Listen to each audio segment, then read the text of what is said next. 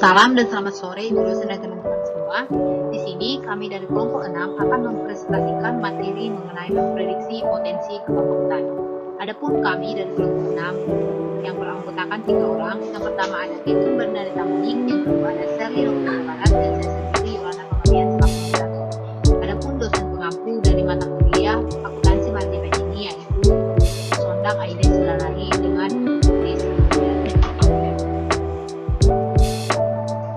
Adapun topik pembahasan dari materi yang akan kami bahas kali ini, yang pertama ada pengertian kebangkrutan, yang kedua ada manfaat informasi kebangkrutan, yang ketiga ada tahap-tahap kebangkrutan, yang keempat ada penyebab kebangkrutan, yang kelima indikator kebangkrutan, dan materi yang terakhir adalah alat pendeteksi kebangkrutan.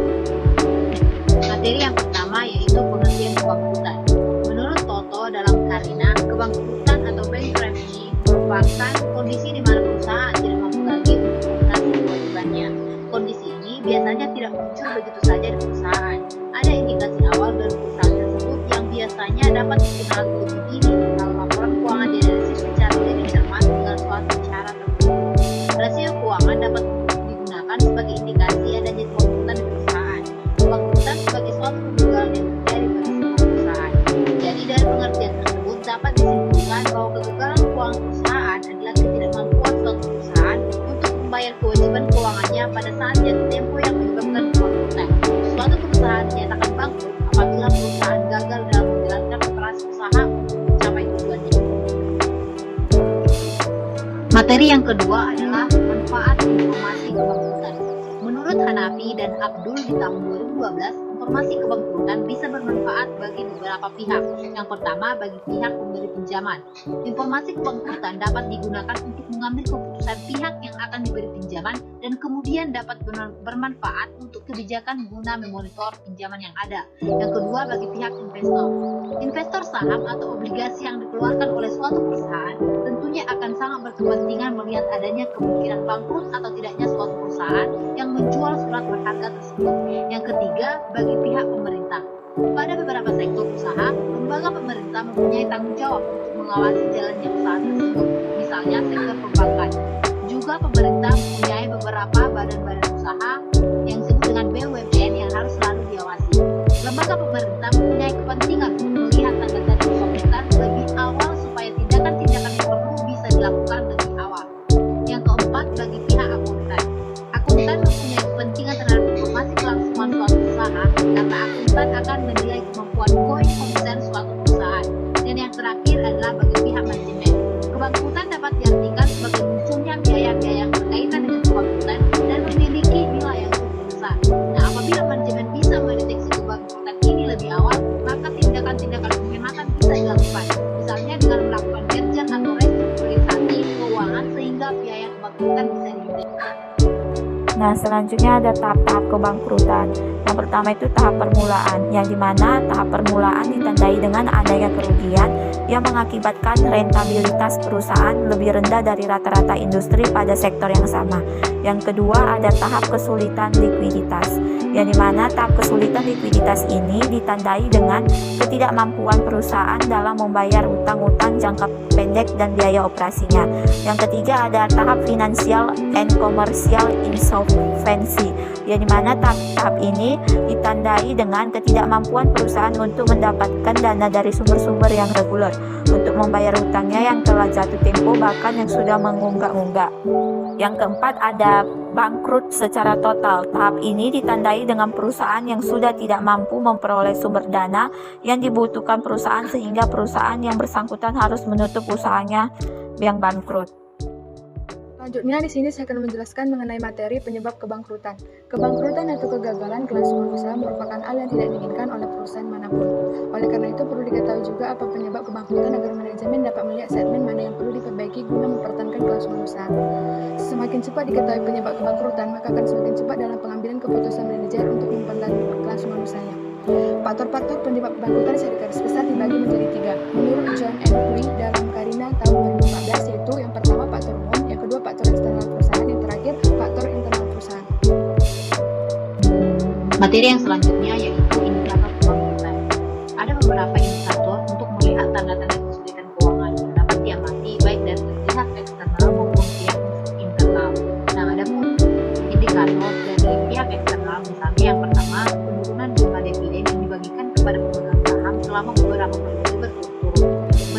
laba secara terus-menerus dan perusahaan mengalami kerugian.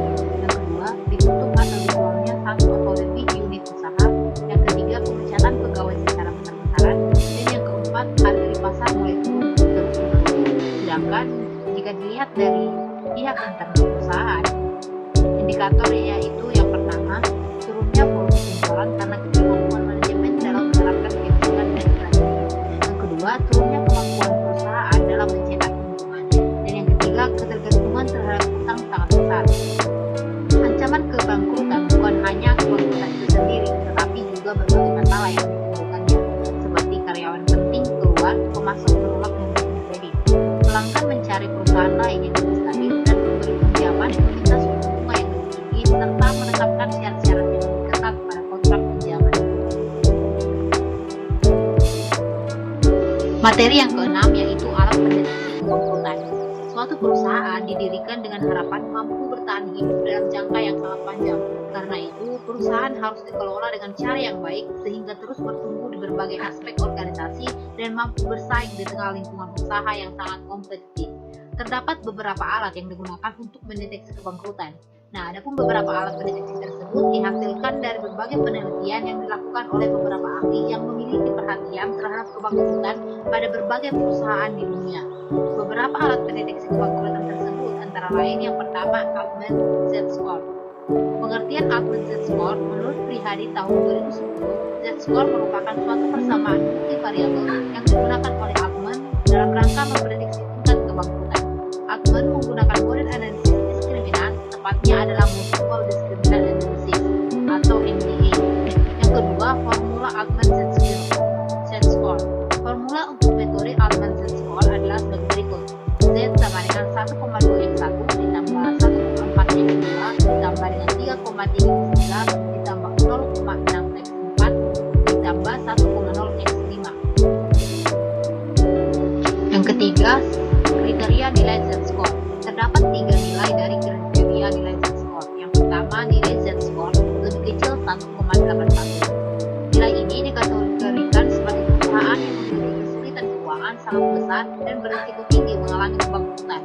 Yang kedua, nilai 1,81 lebih kecil Z-Score lebih kecil 2,99. Ini dikategorikan bahwa perusahaan berada di daerah abu-abu. Perusahaan yang diprediksi pada area ini berarti perusahaan sedang mengalami masalah keuangan yang perlu ditangani dengan tepat. Jadi, pada kondisi gray area, perusahaan dapat dimungkinkan bangkrut atau tidak bangkrut yang tergantung oleh bagaimana manajemen dapat mengambil tindakan awal untuk segera mengatasi kemungkinan bangkrut. Dan yang ketiga itu nilai Z-Score lebih besar 2,99. Dikategorikan sebagai perusahaan yang sangat sehat atau sedang tidak mengalami kesulitan keuangan, dengan kata lain diprediksi tidak mengalami kebangkrutan. Yang keempat, rasio komponen Altman Z-Score. Ada 5 bagian. Yang pertama, working capital to asset to total asset atau S1. Rasio ini digunakan untuk mengukur seberapa kemampuan perusahaan dalam menghasilkan modal kerja bersih dari keseluruhan total aset yang dimiliki. Perhitungan dari rasio ini dengan membagi modal kerja bersih dengan total aktiva. Modal kerja bersih diperoleh dari aktiva lancar dikurangi dengan kewajiban lancar. Yang kedua, retained earning total asset atau X2. Rasio ini memberikan informasi mengenai kemampuan perusahaan untuk menghasilkan laba ditahan dari total aktiva perusahaan. Laba ditahan merupakan laba yang tidak dibagikan kepada para pemegang saham dalam bentuk dividen. Yang ketiga, earning before interest and tax total asset atau X3. Rasio ini memberikan informasi mengenai kemampuan perusahaan dalam mengelola total aktiva untuk mendapatkan keuntungan sebelum bunga dan pajak. Laba sebelum bunga dan pajak diperoleh dari laporan laba rugi dan total aset diperoleh dari neraca perusahaan. Yang keempat, market value of equity to debt atau X4. Rasio ini memberikan informasi mengenai kemampuan perusahaan untuk memenuhi kewajiban dari nilai pasar ekuitas. Nilai pasar ekuitas atau modal diperoleh dengan menghitung hasil perkalian jumlah lembar saham yang beredar dengan harga pasar per lembar saham. Dan yang terakhir ada sales to total asset atau X5. Rasio ini memberikan informasi mengenai tingkat efisiensi penggunaan keseluruhan aktiva perusahaan dalam menghasilkan volume penjualan tertentu.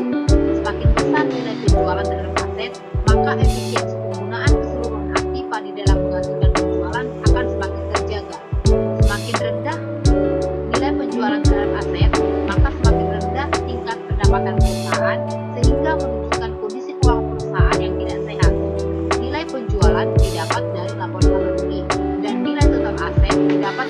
neraca perusahaan. Yang kelima, penggunaan Altman Z-score. Penggunaan Altman Z-score asli di Indonesia hanya dapat digunakan untuk perusahaan go public. Nah, terdapat beberapa hal yang perlu diperhatikan dalam penggunaan Z-score, antara lain: A. Rumus tersebut hanya dapat digunakan untuk perusahaan publik karena memerlukan market value dari entitas. B. Perusahaan non-manufaktur tidak dapat diprediksi dengan rumus tersebut. C. Pengertian working capital atau modal kerja dalam rumus tersebut adalah selisih antara aktiva lancar dengan utang lancar. Yang keenam, kelebihan dan kekurangan Altman Z-score menurut Bapepam dan menurut Cahyanti tahun 2015. Nah, ada kelebihan dari Altman Z-score ini yaitu yang pertama, menggabungkan berbagai rasio keuangan secara bersama-sama, dan kedua, menyediakan koefisien yang sesuai untuk mengkombinasikan variabel-variabel komponen. Yang ketiga, mudah dalam penerapannya. Yang keempat, rasio laba sebelum bunga dan pajak terhadap total aktiva merupakan rasio terbaik untuk mengetahui terjadinya kebangkrutan. Yang kelima, dapat lebih menggambarkan kondisi perusahaan sesuai dengan kenyataan. Dan yang keenam, nilai Z-score lebih ketat dalam menilai tingkat kebangkrutan. Nah, selain kelebihan di atas, ada juga kekurangan dari Altman Z-score. Adapun kekurangan dari Altman Z-score ini adalah nilai rasio yang dapat direkayasa atau dibiaskan melalui prinsip akuntansi yang salah atau rekayasa keuangan lainnya.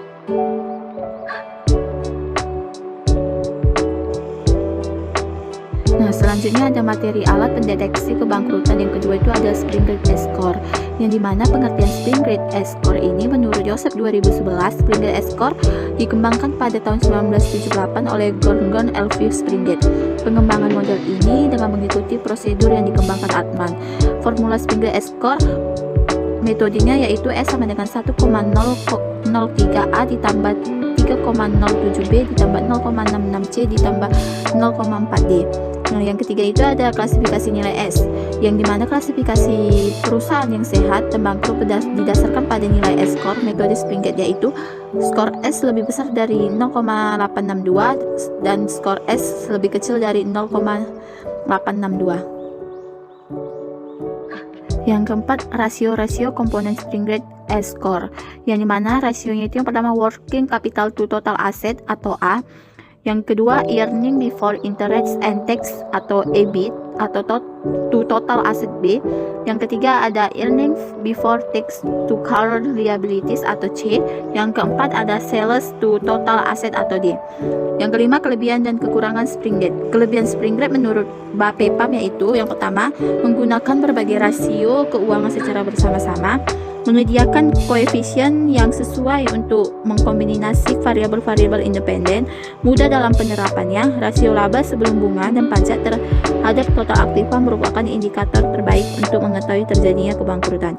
Menurut Bapepam dalam Nur Cahyanti 2015, kekurangan dari metode Springate yaitu nilai rasio bisa direkayasa atau dibiaskan melalui prinsip akuntansi yang salah atau rekayasa keuangan lainnya.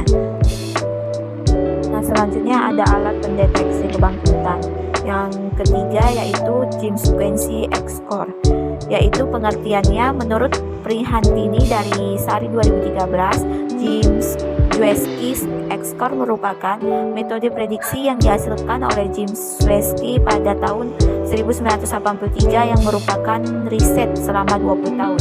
Yang kedua, formula James Quincy X-score. Formula untuk metode James Quincy X-score adalah sebagai berikut, yang dimana rumusnya X sama dengan minus 4,3 dikurang 4,5 X1 ditambah 5,7 X2 ditambah 0,004 X3.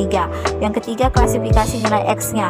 Klasifikasi untuk perusahaan yang berpotensi bangkrut dengan perusahaan yang tidak berpotensi bangkrut, yaitu X lebih besar dari 0 dan X lebih kecil dari 0.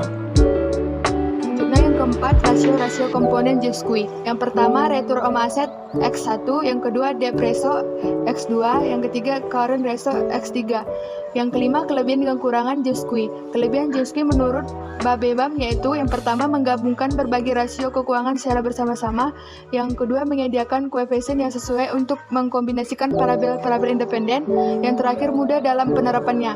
Kekurangan James-Q menurut Bapepam yaitu yang pertama, nilai bisa direkayasa atau dibiasakan melalui prinsip akuntansi yang salah satu rekayasa keuangan lainnya. Yang kedua hanya menggunakan 3 rasio saja.